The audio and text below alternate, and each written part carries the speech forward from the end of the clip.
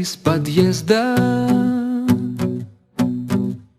Мы не будем больше громко петь,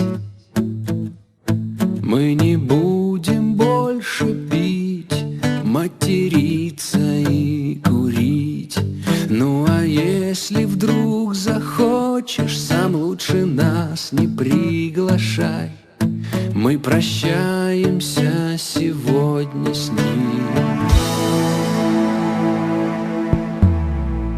Я думал, у нас в запасе еще как минимум лет 5.